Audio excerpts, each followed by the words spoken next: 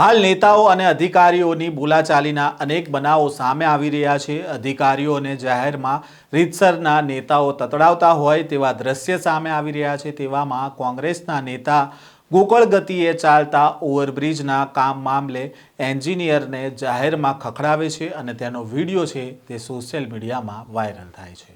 શું હતો આ સમગ્ર મામલો, વાત કરીશું આ વિડીયોમાં। વૈષ્ણવજન તો તેને કહીએ જે પીડ પરાઈ જાનાને રે। નમસ્કાર, નવજીવન ન્યૂઝમાં આપનું સ્વાગત છે। હું છું જયંત દાફડા।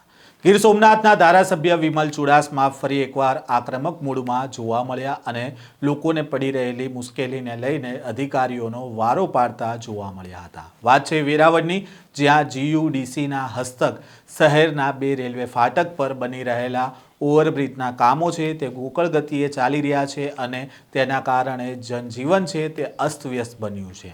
1.5 વર્ષમાં પૂરું થવાનું કામ છે તે 3.5 વર્ષ વીતી જવા છતાં પણ અધૂરું રહ્યું છે અને તેના કારણે લોકોમાં રોષ ફાટી નીકળ્યો છે, જેને લઈને ધારાસભ્ય વિમલ ચુડાસમા આક્રમક મૂડમાં જોવા મળ્યા અને કામના સ્થળે દોડી આવ્યા હતા અને નગરસેવકો અને જવાબદાર અધિકારીઓની હાજરીમાં ધારાસભ્ય વિમલ ચુડાસમાએ જીયુડીસીના એન્જિનિયરને જાહેરમાં ખખડાવ્યો હતો। રેલવે પસંદ ભૂલ્યો તમે અત્યારે રેલવેની ઓલી બાજુ જે કરવાનું છે કરો, તમે ખોટી દલીલ કરો છો।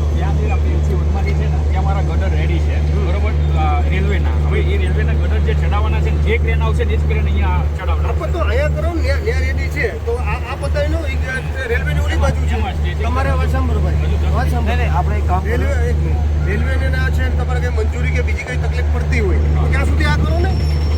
ખોટી ભાઈ મારી પાસે દલીલ નહીં કરતો, તારી ખોટી દલીલ નહીં આવે અને હું પાછળ કરીશ ને તો ખોટા બીજા કામે લાગી જઈશ। એટલે ખોટી હોશિયારી મારી પાસે કરવા તારી બુદ્ધિ વાપરમાં।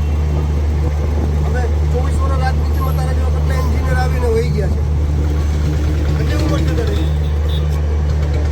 અને 46 વર્ષમાં બહુ એન્જિનિયર જોઈએ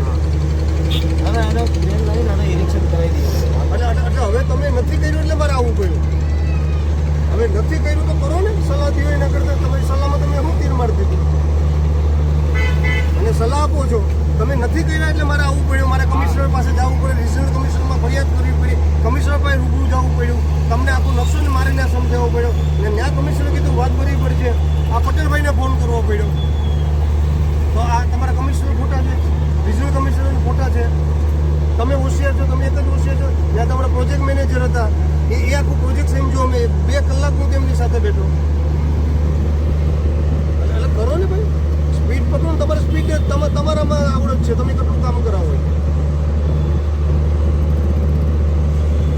બધાની વાત છે સાહેબ। મારી ભાષામાં નયનભાઈને હું છેલ્લા વર્ષ દિવસથી ફોન કરું છું। સાયગ્રાનો પુલ છે, જે રેલવેનો પુલ, ત્યાં રસ્તો છે, એકવાર એ લોકોએ એક નાનું ડમ્પર મંગાવી ત્યાંથી લોકના રોજના 10 થી 15 હજાર માણસો સાયગ્રા કોલોની બધી કોલોની લાગુ આપો। અત્યારે એ લોકોએ બરકાતિયા રોડ છે મેન આખો, ત્યાં ઢગલા કર્યા છે। એમાં એક આ ભાઈ એક બીજો કોક છે રાજુ લોટવા કરીને, કે તમારે જ્યાં જવું હોય ત્યાં જાઓ, કે આ હટશે નહીં। ત્યાંથી લોકોને ધૂળ એવી ઉડે છે। વિમલભાઈ તમે ચલો જીયુડીસીના એન્જિનિયર નયન પરમાર દ્વારા આ મામલે દલીલો કરવામાં આવી અને ત્યારે ધારાસભ્ય વિમલ ચુડાસમાનો પારો છે તે 7મા આસમાને પહોંચી ગયો। તેમણે સ્પષ્ટ શબ્દોમાં કહ્યું કે તું ખોટી દલીલ મારી પાસે ન કરતો, તારી ખોટી દલીલ નહીં ચાલે। હું પાછળ પડીશ ને તો ખોટા બીજા કામમાં તું લાગી જઈશ। મારી પાસે ખોટી હોશિયારી કરવામાં તારી બુદ્ધિ ન વાપર।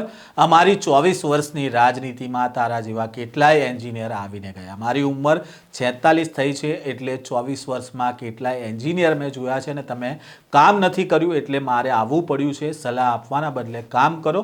4 વર્ષ થવા આવ્યા અને કામ હજુ અધૂરું રહી ગયું છે। વર્ષ 2022માં શરૂ થયેલી આ યોજના હવે 4 વર્ષ તરફ ધકેલાઈ રહી છે, છતાં પણ ઓવરબ્રિજનું મોટાભાગનું કામ અધૂરું રહ્યું છે। રેલવે ફાટક પર લાંબી ટ્રાફિકની લાઈનો થાય છે, એમ્બ્યુલન્સ અને સ્કૂલના વાહનોને પણ મુશ્કેલી પડે છે અને આના કારણે લોકો ત્રાહિમામ પોકારી ઉઠ્યા છે। ધારાસભ્ય વિમલ ચુડાસમાએ ચેતવણી આપી છે કે હવે કોઈ બહાનું નહીં ચાલે। જો તાત્કાલિક કામમાં ગતિ નહીં આવે તો જવાબદારો સામે કડક કાર્યવાહી થશે અને આ મુદ્દે ઉચ્ચ સ્તરે રજૂઆત કરવામાં આવશે। આમ ધારાસભ્ય વિમલ ચુડાસમા દ્વારા જે લોકોને પડતી મુશ્કેલી બાબતે અધિકારીઓને જાહેરમાં ખખડાવવામાં આવ્યા હતા. આ પ્રકારના સમાચાર અહેવાલ સાથે ફરી મળીશું. નવજીવન ન્યૂઝ સાથે જોડાયેલા રહેજો.